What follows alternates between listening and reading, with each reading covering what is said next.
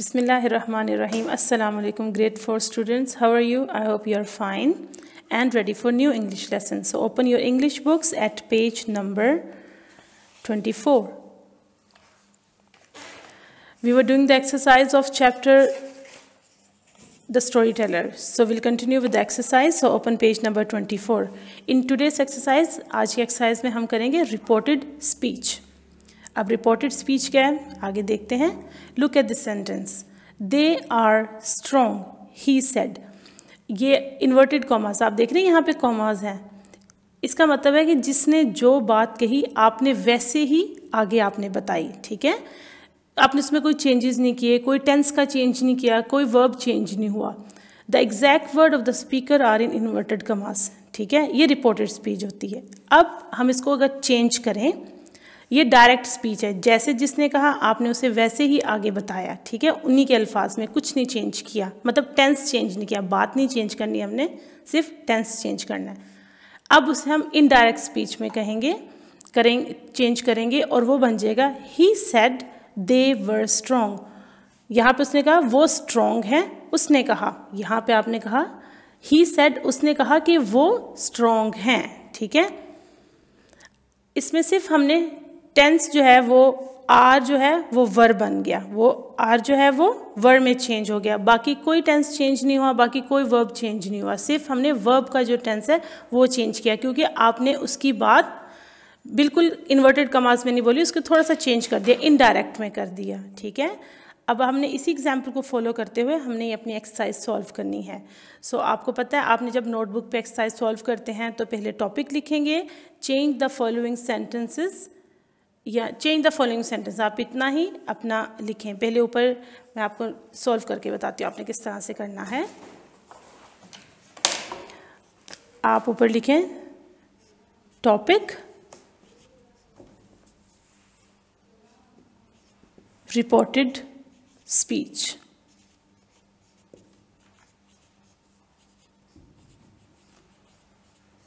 फिर उसके बाद आप यहाँ पे लिखेंगे change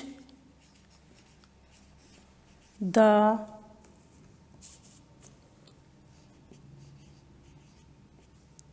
following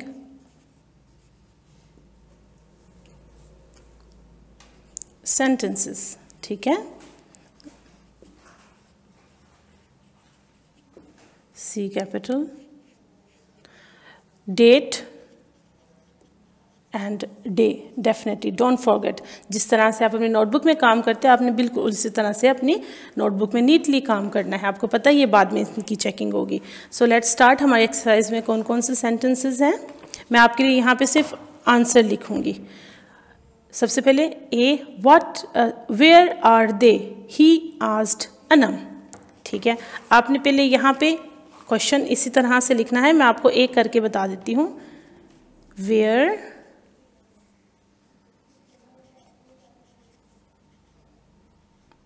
are they, question mark, asked, he asked Anam. ये हमारा क्वेश्चन. आपने इस तरह से क्वेश्चन लिखना है, नीचे आप उसका सोल्यूशन बताएंगे. ये डायरेक्ट स्पीच है. अब इनडायरेक्ट स्पीच में he asked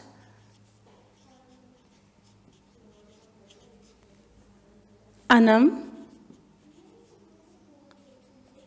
where, question mark erase हो जाता है. ठीक है, एक्सक्लेमेशन, क्वेश्चन मार्क, हर चीज़ जो है ना वो इनडायरेक्ट स्पीच में ख़त्म हो जाती. वेयर दे, आर का जो है वो टेंस चेंज होगा, वर. ओके, बात वही है, बस थोड़ा सा अंदाज चेंज हुआ है. मैं अब आपको रेस्ट आपने इस तरह से सॉल्व करना है. First the original sentence, then the answer. Okay, बाकी मैं अब सिर्फ यहाँ पे आंसर्स आपको जो है ना वो शो करवाऊंगी. Second, we are young, so they said they were young. Okay, again are has change into were. अब see, I am Mona, she told us. she told us she was Mona. Okay, now D, I like mangoes, he told me. So we'll start, he told me he liked, यहाँ पे like जो है वो liked बन जाएगा, liked mangoes.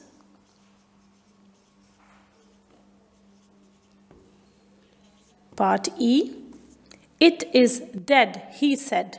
He said, आपने एक चीज़ note की, इनडायरेक्ट स्पीच में जो लास्ट वाला he said, he asked, वो फर्स्ट में आ जाता है और जो रिपोर्टेड वर्ड्स होते हैं वो लास्ट पे चले जाते हैं.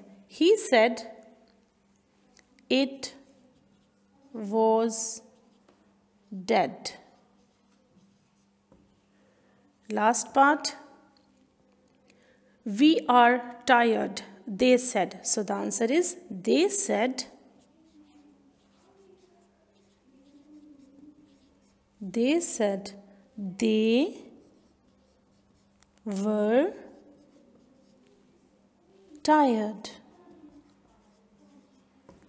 ओके इस तरह से आपने सॉल्व करना है. आप पहले ओरिजिनल यानी कि डायरेक्ट स्पीच लिखेंगे, फिर उसके नीचे इनडायरेक्ट स्पीच. और आपने इस बात पे गौर करना है कि कौन से वर्ब चेंज हो रहे हैं. आर जो है वो वर्ब में चेंज हो रहा है, इज़ जो है वो वॉज में चेंज हो रहा है, लाइक लाइक्ड. इस तरह से आपको समझने में आसानी हो जाएगी कि किस तरह से चेंज हुए हैं. ठीक है, ज़्यादा मुश्किल नहीं है. हमने जो रिपोर्टेड स्पीच है, जो रिपोर्टिंग वर्ड्स हैं वो हम लास्ट पे ले जाते हैं और जो बता रहे हैं हम उनके वर्ड्स को पहले ले आते हैं. They said, she told us, he told me, he said, they said, ये फर्स्ट में आ गए जबकि ये लास्ट में थे. और जो स्पीच थी, जो वर्ड्स थे वो लास्ट पे चले गए और उनमें थोड़ा सा जो है वो वर्ब का टेंस चेंज हुआ है. ओके, ये आपकी होगी इन रिपोर्टेड स्पीच की exercise. Now next is related words. यहाँ पे उन्होंने हमें एक बहुत इंटरेस्टिंग सी एक्सरसाइज है. Sometimes when you here one word you immediately think of another. Write down the first word you think of when you see the following words. The first one has been done for you. अब उन्होंने हमें कुछ words दिए हैं और कहते हैं जब हम इन वर्ड्स का सुनते हैं तो फ़ौरन हमारे माइंड में कोई ना कोई बात आ जाती है. तो वो कहते हैं यहाँ पे जो वर्ड्स आपको दिए गए हैं आप उनको देखें और बताएं कि आपके माइंड में क्या बात आती है. सो मैं आपके लिए, आपने इसी तरह से नोटबुक में क्वेश्चन नंबर 2 न्यू पेज निकालेंगे और आप लिखेंगे, आप बस ये हेडिंग लिख दें, write down the first word you think when you see the following words. ये आपका टॉपिक होगा. ओके, या रिलेटेड वर्ड्स, आप इन्हें रिलेटेड वर्ड्स भी कह सकते हैं. ठीक है, related words. Next, okay, now we will start. Doctor, definitely हमारे माइंड में क्या आता है? पेशेंट. स्कूल, क्या आता है आपको, आपके माइंड में स्कूल को लेके? Uniform, study. ठीक है, कुछ भी इस तरह से चीज़ आती है. Sorry, B, engine.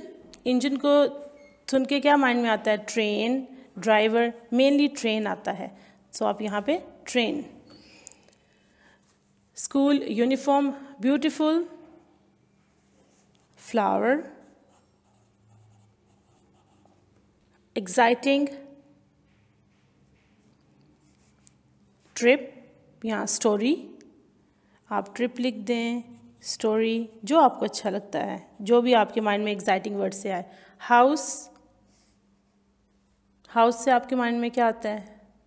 Family, work, home. Hospital, doctor. Tiger, definitely animal, कि ये एनिमल है. जीप, इसको सोच के आपके माइंड में क्या आएगा? ड्राइवर. या इंजन, फोर व्हील, जो आपके माइंड में आए। क्रूएल, क्रूएल को माइंड में लेके क्या आएगा? अनकाइंड, अगली, बुरा होता है ना cruel. Sleep, dream, mangoes, juicy, yummy. Okay, तो आपने इस तरह से अपनी ये एक्सरसाइज सॉल्व करनी है text book as well as एज नोटबुक में भी। और आपने neatly date and day mention करना नहीं भूलेंगे, ना ही आप टॉपिक मेंशन करना भूलेंगे। ओके, आई होप आपको दोनों एक्सरसाइज अच्छे से समझ आ गई होंगी and you will do your task very neatly on your notebook. Take care, अल्लाह हाफिज़।